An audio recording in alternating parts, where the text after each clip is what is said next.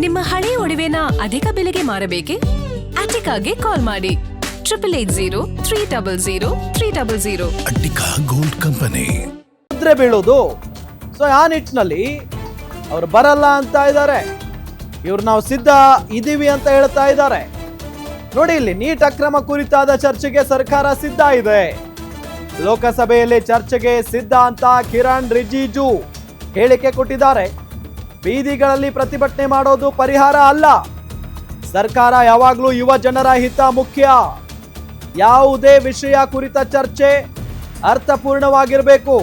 ಸರ್ಕಾರಕ್ಕೆ ಯಾವಾಗಲೂ ಕೂಡ ಯುವ ಜನತೆಯ ಹಿತ ಮುಖ್ಯವಾಗಿದೆ. ಯಾವುದೇ ವಿಷಯ ಕುರಿತ ಚರ್ಚೆ ಅರ್ಥಪೂರ್ಣವಾಗಿರಬೇಕು. ಎಲ್ಲ ರಾಜಕೀಯ ಪಕ್ಷಗಳು ಸೇರಿ ನಿರ್ಧಾರ ಮಾಡಬೇಕು. ಸಮಸ್ಯೆ ಪರಿಹರಿಸಲು ಕೈಗೊಂಡ ಹೆಜ್ಜೆಗಳ ಕುರಿತು ಚರ್ಚೆಗೆ ಸರ್ಕಾರ ಸಿದ್ಧ. ಸುಗಮ ಕಲಾಪಕ್ಕೆ ಅನುವು ಮಾಡಿಕೊಡುವಂತೆ ಕಿರಣ್ ರಿಜಿಜು ಮನವಿಯನ್ನ ಮಾಡಿಕೊಂಡಿದ್ದಾರೆ. ಲೋಕಸಭೆಯಲ್ಲಿ ಧನಾತ್ಮಕ ಚರ್ಚೆಗೆ ಕಿರಣ್ ರಿಜಿಜು ಆಗ್ರಹಿಸಿದ್ದಾರೆ.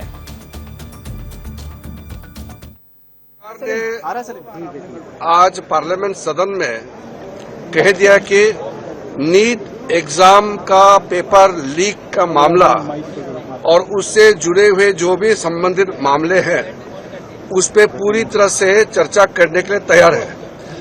हमने पहले दिन से कहा कि सरकार कोई भी मुद्दे देश हित में और युवाओं के हित में जो भी आता है चर्चा के लिए हमेशा तैयार है, लेकिन उसके लिए किस नियम के तहत चर्चा करना है वो तो तय करना पड़ेगा।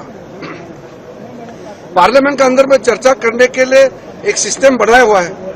अब सीधा सड़क पे उतर जाते हो और हंगामा करते हो, ये ठीक नहीं है। चर्चा सार्थक होना चाहिए, नियम के तहत पॉजिटिव डिस्कशन होना चाहिए।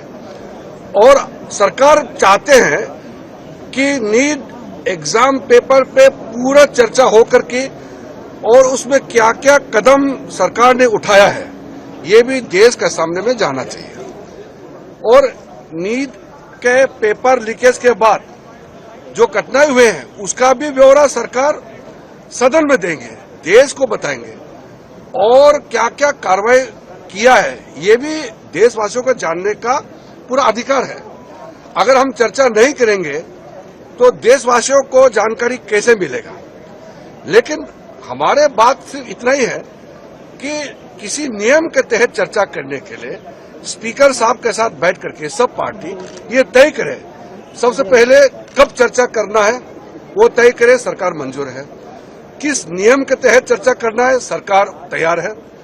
और कितने लंबे चर्चा होना चाहिए, कितने घंटे का चर्चा होना है ये भी सब पार्टी का लीडर स्पीकर के साथ बैठ करके तय करे, सरकार पूरा मंजूर है। जितना लंबा बहस होगा सरकार पूरा अपने बात देश के लोगों को बताने के लिए पहले दिन से कह रहे हैं और युवाओं का भविष्य के लिए क्या क्या कदम उठाया है और क्या कदम उठाना चाहिए इसका भी बहुत सार्थक बहस होना ही चाहिए। इसलिए मैं फिर से आग्रह करता हूं कि सरकार की तरफ से औपचारिक हमने फिर से कह दिया है कि हम चर्चा के लिए तैयार है, तो समय तय करें और पार्लियामेंट का समय को बर्बाद नहीं करके सबसे इस वक्त जो मुद्दा सारे पार्टी चाहते हैं नीट एग्जाम पेपर लीक को, यही मुद्दा सबसे पहले चर्चा हो, हम ये चाहते हैं। इसलिए अभी समय विलंब नहीं करके जो ऑफर किया है सरकार ने स्पीकर महोदय के साथ बैठ करके तिथि समय और नियम तय करे और बहस। ಇದೇ ವಿಚಾರಕ್ಕೆ ಸಂಬಂಧಪಟ್ಟಂತೆ ಡೀಟೇಲ್ಸ್ ಕೊಡ್ತಾರೆ ನಮ್ಮ digital editor Dilip. News desk ಇಂದ ನೇರ ಸಂಪರ್ಕದಲ್ಲಿ ಜಾಯ್ನ್ ಆಗ್ತಾ ಇದ್ದಾರೆ. ದಿಲೀಪ್, ಕಿರಣ್ ರಿಜಿಜು ಅವರು ಹೇಳ್ತಾ ಇರೋದು ಸರ್ಕಾರ ಚರ್ಚೆಗೆ ರೆಡಿ ಆಗಿದೆ, ಯಾವುದೇ ವಿಚಾರ ಅಂತ ಅಂದ್ರೂ ಕೂಡ ಅರ್ಥಪೂರ್ಣವಾಗಿರ್ಬೇಕು ಚರ್ಚೆ. ಬಟ್ ಇಲ್ಲಿ ಬೀದಿಗಳಲ್ಲಿ ಹೋರಾಟ ಮಾಡಿದ್ರೆ ಹೇಗೆ, ಬನ್ನಿ ಚರ್ಚೆಗೆ ಅಂತ ಕರೀತಾ ಇದ್ದಾರೆ. ಬಟ್ ವಿಪಕ್ಷಗಳು ಯಾಕೆ ಚರ್ಚೆಗೆ ಮುಂದಾಗ್ತಾ ಇಲ್ಲ? ರಾಮ್, ಇಲ್ಲಿ ಆಡಳಿತ ಮತ್ತು ವಿಪಕ್ಷಗಳ ನಡುವೆ ಲೋಕಸಭೆಯಲ್ಲಿ ಮತ್ತು ರಾಜ್ಯಸಭೆಯಲ್ಲಿ ದೊಡ್ಡ ಮಟ್ಟದ ಒಂದು ವಾಗ್ಯುದ್ಧಕ್ಕೆ ಕಾರಣ ಆಗಿರೋದು ಧರ್ಮೇಂದ್ರ ಪ್ರಧಾನ್ ಅವರ ರಾಜೀನಾಮೆ ಕೊಟ್ಟ ಬಳಿಕವಷ್ಟೇ ನಾವು ನೀಟ್ ಅಕ್ರಮದ ಕುರಿತ ಚರ್ಚೆಗೆ ಬರ್ತೀವಿ ಅಂತ ಹೇಳ್ಬಿಟ್ಟು ವಿಪಕ್ಷಗಳು ಪಟ್ಟು ಹಿಡಿದಿದ್ದಾವೆ. ಆದರೆ ಧರ್ಮೇಂದ್ರ ಪ್ರಧಾನ್ ಅವರ ರಾಜೀನಾಮೆ ಪಡೆಯೋದಕ್ಕೆ ಕೇಂದ್ರ ಸರ್ಕಾರ ಸುತರಾಮ್ ರೆಡಿ ಇಲ್ಲ. ಕೇಂದ್ರ ಸರ್ಕಾರ ಹೇಳ್ತಿರೋದು ಮೊದಲು ನೀವು ಈ ಒಂದು ವಿಚಾರದ ಬಗ್ಗೆ ಚರ್ಚೆ ಮಾಡಿ.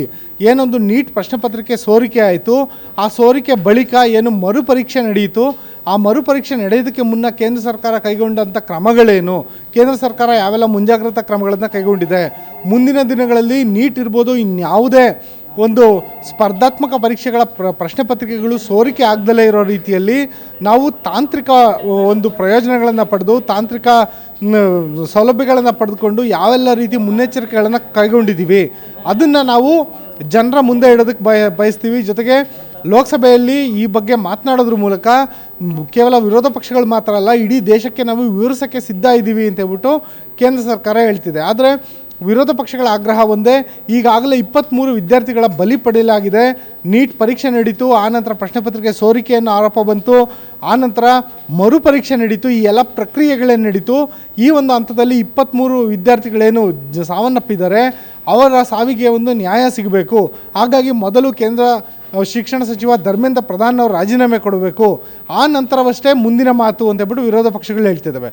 ವಿರೋಧ ಪಕ್ಷಗಳ ಆಗ್ರಹ ಮತ್ತೊಂದೇನೆಂದರೆ CJP ಏನು ಜಂತರ್ ಮಂತರ್ನಲ್ಲಿ ಪ್ರತಿಭಟನೆ ನಡೆಸ್ತು, ಆನಂತರ ಸಂಸತ್ಗೆ ಮುತ್ತಿಗೆ ಹಾಕಕ್ಕೆ ಪ್ರಯತ್ನ ಪಡ್ತು. ಈ ಒಂದು ಹಂತದಲ್ಲಿ ಸಾಕಷ್ಟು ವಿದ್ಯಾರ್ಥಿಗಳ ಮೇಲೆ ಹಲ್ಲೆ ನಡೆದಿದೆ. ಹೆಣ್ಣು ಮಕ್ಕಳು ಅಂತಲೂ ಕೂಡ ನೋಡ್ದಲೇ ಕೆಲವರ ಬಟ್ಟೆಯನ್ನು ಹರಿಯಲಾಗಿದೆ, ಅವರ ಮೇಲೆ ಹಲ್ಲೆ ಮಾಡಲಾಗಿದೆ. ಹೀಗಾಗಿ ಇವೆಲ್ಲದಕ್ಕೂ ಒಂದು ರೀತಿಯಾದಂತಹ ಒಂದು ಯಾರು ಇದರ ಹೊಣೆಗಾರಿಕೆ ಅನ್ನೋದು ನಿಗದಿಯಾಗಬೇಕು. ಜೊತೆಗೆ ಮೊದಲಿಗೆ ಧರ್ಮೇಂದ್ರ ಪ್ರಧಾನ್ ರಾಜೀನಾಮೆ ಕೊಡಬೇಕು ಅನ್ನೋ ಆಗ್ರಹಗಳನ್ನು ಮಾಡ್ತಿದೆ. ಈ ಎಲ್ಲ ಕಾರಣಗಳಿಂದಾಗಿ ಕೇಂದ್ರ ಯಾರೊಂದು ಸಂಸದೀಯ ವ್ಯವಹಾರಗಳ ಸಚಿವರಿದ್ದಾರೆ ಕಿರಣ್ ರಿಜಿಜು, ಅವರು ಕೂಡ ಹೇಳ್ತಿರೋದಷ್ಟೇ, ಸಂಸತ್ನಲ್ಲಿ ಯಾವುದೇ ಒಂದು ವಿಚಾರ ಚರ್ಚೆಗೆ ನಿಯಮಗಳಿರ್ತವೆ, ನಿಯಮಗಳ ಅನುಸಾರವಾಗಿ ಚರ್ಚೆ ನಡೆಸಬೇಕು. ಈ ನಿಯಮಗಳ ಅನುಸಾರವಾಗಿ ಎಷ್ಟು ಗಂಟೆಗಳ ಕಾಲ ಬೇಕಾದರೂ ಚರ್ಚೆ ನಡೆಸಿ, ಎಷ್ಟು ದಿನ ಬೇಕಾದರೂ ಚರ್ಚೆ ನಡೆಸಿ, ಈ ಕುರಿತಾಗಿ ಉತ್ತರ ಕೊಡೋದಕ್ಕೆ ಸರ್ಕಾರ ಸದಾ ಸಿದ್ಧವಾಗಿದೆ ಅಂತ ಹೇಳ್ತಿದ್ದಾರೆ.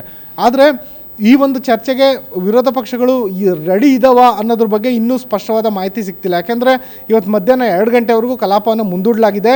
ಅಷ್ಟರೊಳಗೆ ಕೇಂದ್ರ ಶಿಕ್ಷಣ ಸಚಿವ ಧರ್ಮೇಂದ್ರ ಪ್ರಧಾನ್ ಏನಿದ್ದಾರೆ ಅವರು ಓಂ ಬಿರ್ಲಾ ಅವ್ರ ಜೊತೆನೂ ಮಾತುಕತೆ ನಡೆಸಿದ್ದಾರೆ.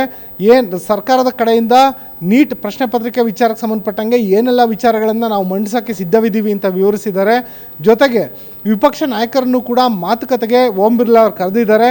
ಒಂದು ವೇಳೆ ಈ ಸಂಧಾನ ಮಾತುಕತೆ ಏನಾದರೂ ಸಕ್ಸಸ್ ಆದರೆ ಆಗ ಸಂಸತ್ನಲ್ಲಿ ಈ ಕುರಿತಾಗಿ ಚರ್ಚೆ ನಡೆಯುವಂಥ ಸಾಧ್ಯತೆಗಳಿದ್ದಾವೆ. ರಾಮ್, ಹಾಗೆ ಸಂಪರ್ಕದಲ್ಲಿರಿ, ಒಂದು ಬ್ರೇಕಿಂಗ್ ಅಪ್ಡೇಟ್ ಲಭ್ಯ ಆಗ್ತಾ